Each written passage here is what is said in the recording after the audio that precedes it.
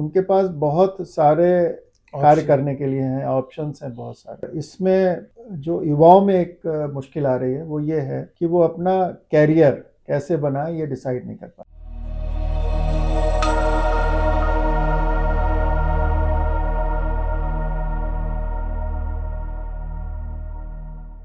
Sir आजकल मैं एक स्टेटमेंट पढ़ रहा था, गांगुली जी थे हमारे जो एनसीईआरटी के चेयरमैन रहे, तो उनका कहना है कि आजकल जो बच्चों के सामने समस्या आ रही है वो प्रॉब्लम ऑफ प्लेंटी आ रही है। उनके पास बहुत सारे कार्य ऑप्शन करने के लिए हैं, ऑप्शंस हैं बहुत सारे। इसमें जो युवाओं में एक मुश्किल आ रही है वो ये है कि वो अपना कैरियर कैसे बनाए ये डिसाइड नहीं कर पाते। कैरियर को अगर हम बांटें तो 3 चीज़ों में बांट सकते हैं। एक तो वो लोग अपना खुद का व्यापार कर सकते हैं, एक वो कहीं पर नौकरी कर सकते हैं। आज डिजिटल वर्ल्ड से जुड़े हुए बहुत सारे फ्रीलांसिंग के भी चीज़ें आ रही हैं। तो मैं ये चाह रहा था कि इसके बारे में आप कुछ हमको ज्ञान दें। देखिए, तीनों की अपनी अपनी विशेषताएं हैं। और दूसरी क्या है कि अभी जब से लिबरलाइजेशन शुरू हुआ है उसके बाद से लोगों के पास में काफ़ी ऑप्शंस खुल गए हैं। और विशेष रूप से अगर देखा जाए कि 2014 के बाद से मोदी रिजीम के आने के बाद में तमाम तरह की सहूलियतें बैंक से मिल रही हैं। जैसे कि बहुत सी स्कीम शुरू हुई, मुद्रा स्कीम है, स्टैंड अप इंडिया है, और दूसरे तरह के स्टार्टअप वो स्टार्टअप को सपोर्ट करने के लिए ministry of finance, ministry of commerce and industry, ministry of skill development और ministry of small and medium scale industries, इन सब मिनिस्ट्रीज ने मिलकर के तमाम तरीके की योजनाएं शुरू कर रखी हैं। तो ये तो उन चीज़ों के लिए, उन लोगों के लिए हो गया कि जो कि व्यापार में थे या जो थोड़ा इंटरप्राइजिंग है और जिनको की थोड़ी टेक्निकल नॉलेज भी है, तो वो इन चीज़ों का फ़ायदा उठा करके, क्योंकि पूंजी की कमी थी मार्केट में, लोगों को पूंजी नहीं भी, अगर व्यापार शुरू करें तो कैसे करें। तो हर तरह के व्यक्ति के लिए कि एक जैसा जो छोटा खोमचे वाला है, पपड़िया वाला है, पहले तो वो कुछ नहीं कर पाता था, है अपने खाली साइकिल पे रख के घूमा करता था।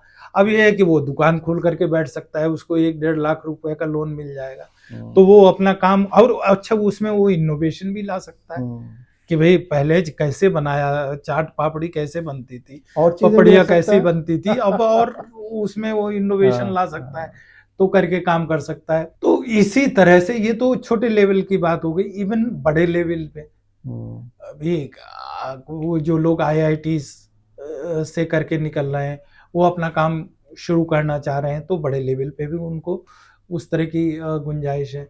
ये ऐसे लोगों के वो लिए है कि जो थोड़ा रिस्क ले सकते हैं। जैसे छोटे जॉब में है थोड़ा रिस्क है, बड़े जॉब में है बड़ा रिस्क है, कि आपको फिर ऑर्डर्स का पता करना होता है कि आपकी क्लाइंटेल कितनी है, कितने ऑर्डर्स आपको मिलेंगे, आपका पैसा निकलेगा कि नहीं निकलेगा। तो ये तमाम तरीके की समस्याएं इसमें रहती हैं। दूसरा जो फ्रीलांसिंग वाला है, प्रोफेशनल्स का है, तो मैं समझता हूँ कि जैसे कि वकालत भी फ्रीलांसिंग है। हाँ, और जो लोग मैनेजमेंट वगैरह करके आते हैं वो भी फ्रीलांसिंग आजकल में तो जा सर रहे हैं। देखिए, आप अगर देखो तो इवन जैसे यूएसए है, तो वहाँ पर हॉस्पिटल्स की एक फाइल बनती है जो पेशेंट्स होते हैं, तो उसको भी वो आउटसोर्स कर रहे हैं इंडिया से, because it is very cheaper here. तो फ्रीलांसिंग बहुत प्रकार से की जा सकती है। अच्छा, फ्रीलांसिंग का एक बड़ा फ़ायदा मुझे ये भी लगता है कि आपके पास टाइम की पाबंदी नहीं है। आप यहाँ बैठिए, और अभी कोरोना ने तो वर्क फ्रॉम होम का बहुत ज़्यादा कल्चर डेवलप ही कर दिया है। अभी आप घूमने जाइए कहीं पर तो आपको दिखता है कि बहुत सारे बच्चे लोग हिमाचल में एक एक रूम ले लेते हैं, एक लैपटॉप रखे हैं, वहीं से फ्रीलांसिंग कर रहे हैं। या जैसे हम लोग ये पॉडकास्ट कर रहे हैं, तो इसकी भी अगर हम मान लीजिए रॉ कॉपी कहीं भेज दें तो they can do it online also. तो फ्रीलांसिंग के अपने बहुत से फायदे हैं, बस इसमें यह है कि you have to improve your quality और स्किल्स, क्योंकि कंपटीशन बहुत ज़्यादा है, और वो कंपटीशन को आपको मैच करना पड़ेगा। सैलरीड जो आदमी है वो तो एक बार आपको एम्प्लॉय कर लिया, then you are free, you are getting this much of money. लेकिन उसमें फिर समय की स्वतंत्रता नहीं है। तो बहुत प्रकार से लोग बाग सोच रहे हैं आजकल।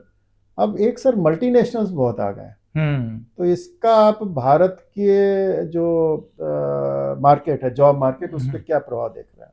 देखिए, इसका तो बहुत असर पड़ा है। अब आप ये समझिए कि जो अच्छे अच्छे लोग थे, जो IIT से निकल रहे थे, IIM से निकल रहे थे, अच्छी अच्छी यूनिवर्सिटीज से निकल रहे थे, जिनका कि उस समय सिर्फ सिविल सर्विसेज, PCS और इस तरह के कुछ जॉब्स थे, वही हुआ करते थे।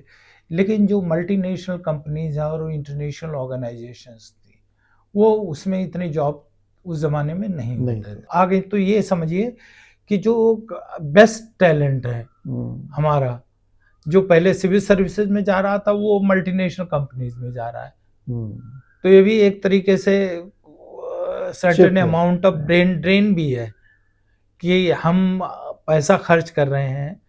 कितने एक IITian को प्रोड्यूस करने में कई, आप तो करोड़ के हिसाब से पैसा खर्च हो रहा है, और वो सब्सिडाइज्ड एजुकेशन है, लेकिन वो जाकर के सेवा कहाँ दे रहे हैं? मल्टीनेशनल कंपनीज, दूसरी कंपनीज को। बट इन एनी केस, क्योंकि जब तक हम उनका यूज नहीं कर सकते अपने यहाँ, तब तक तो वो स्वतंत्र हैं। एक सर और भी मैं समझ रहा हूँ कि जैसे अब आज इस समय देखिए तो गूगल का हेड है, वो इंडियन है। तो अब ये जो इंडियंस हैं सब जगह, मान लीजिए विदेश में है, तो they are like working as a representative of India. और उससे हमको एक फायदा ये भी लग रहा है कि हमारी एक पहचान हो रही है वर्ल्ड में। दूसरे, they are part of soft diplomacy. Yes, ये सबसे बड़ी बात है इन लोगों की। और ये लोग पसंद किए जा रहे हैं कि भाई देखिए कि जो इंडिया की एजुकेशन IIT से पढ़ा हुआ है, IIM से पढ़ा हुआ है, तो ये डेफिनेटली इसमें he has got certain standard. Yes. तो नासा में आप देखिए कितने लोग हैं, और दूसरे बड़ी ऑर्गेनाइजेशंस में। अच्छा, दूसरी बात ये है कि अब बहुत सारे वो मल्टीनेशनल्स ने अपने ऑफिस यहीं खोल लिए हैं। तो हमारी इकोनॉमी में भी कंट्रीब्यूट कर रहे हैं। तो अच्छा, इसका मोदी जी ने तो इस सॉफ्ट डिप्लोमेसी को बहुत अच्छी तरीके से यूज किया है। जब भी विदेश जाते हैं तो हमारे डायस्पोरा से मिलते हैं, बातचीत करते हैं, और भारत की एक इमेज भी बनी है। तो अब मुझे जो लगता है कि ये आपकी रुचि पर निर्भर करता है।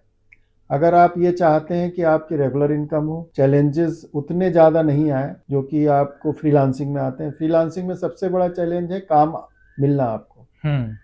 फिर दूसरा चैलेंज ये है कि काम की क्वालिटी आप अच्छी कर पाए कि नहीं कर पाए, पसंद आए कि नहीं पाए। फिर तीसरा ये है कि so many people are available there, तो उसमें भी आपका कंपटीशन हो जाता है। आपको पहचान बनानी पड़ेगी। अच्छा, जब आप बन जाते हो तो फिर मुझे लगता है कि आप भी एम्प्लॉय रखने लगते हो, तो then you become the entrepreneur. Freelancer से आप एंटरप्रेन्योर बन जाते हो, तो जॉब क्रिएटर हो जाते हो आप। हाँ, यही मोदी जी ने बिल्कुल यही कहा है। उन्होंने कहा कि भाई सिर्फ आप ये है कि जॉब करने वाले मत बनो, बल्कि जॉब देने वाले बनो।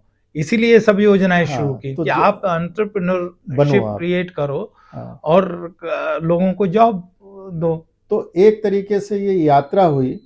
आपने एक जॉब करने वाले थे, फिर आप फ्रीलांसर बने, फ्रीलांसर में भी आप जॉब क्रिएटर बने, और देन आप अपनी बिजनेस करने लगे। तो ये बहुत सही प्रोग्रेशन है। और मुझे यही लगता है कि जैसे जैसे आप अपनी स्किल्स को बढ़ाएंगे तो आप मेरे ख्याल से तीनों ही रोल में फिट हो सकते हो। कि देखिए, सरकारी नौकरियां दिनों दिन कम होती जा रही हैं, और दूसरी क्या है कि जब से AI, मशीन लर्निंग, इन सब चीज़ों का ज़माना आ गया है, तब से क्या है कि अब ज़्यादा से ज़्यादा काम मशीनों से होने लगे हैं। सिस्टम सारा कंप्यूटराइज्ड हो गया है।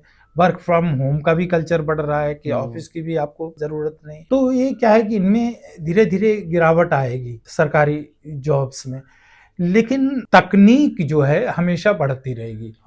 उसमें गिरावट नहीं आएगी, क्योंकि उसमें आप इम्प्रूव करेंगे तो हमेशा आपको इम्प्रूव करने का मौका मिलेगा।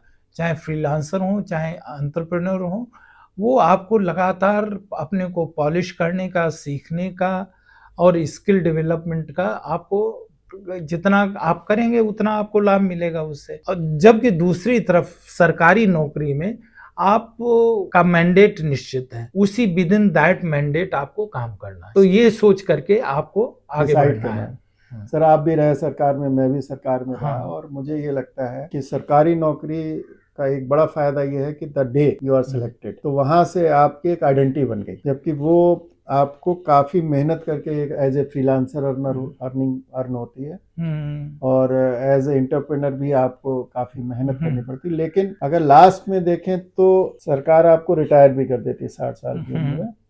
जो फ्रीलांसर्स हैं और जो एंटरप्रेन्योर्स हैं, they can go up to any age. तो सबके अपने प्रॉस हैं, सबके अपने कॉन्स हैं, और इसीलिए जो भी आपको सूट करे, क्योंकि हर आदमी की योग्यता अलग अलग होती है, और उस योग्यता के हिसाब से आप अपने इंटरेस्ट भी अलग होते हैं, इंटरेस्ट अलग होते हैं, पैशन अलग है आपका, आप क्या चाहते हैं, क्या करना चाहते हैं। तो इन सब चीज़ों को आप देखते हुए अपना भविष्य निर्धारित कीजिए। और अगर इसके बारे में आपको कोई सवाल पूछना हो तो हम पैनल डिस्कशन फिर कर सकते हैं। आप अपने सवाल लिखकर भेजिए। Thank you sir.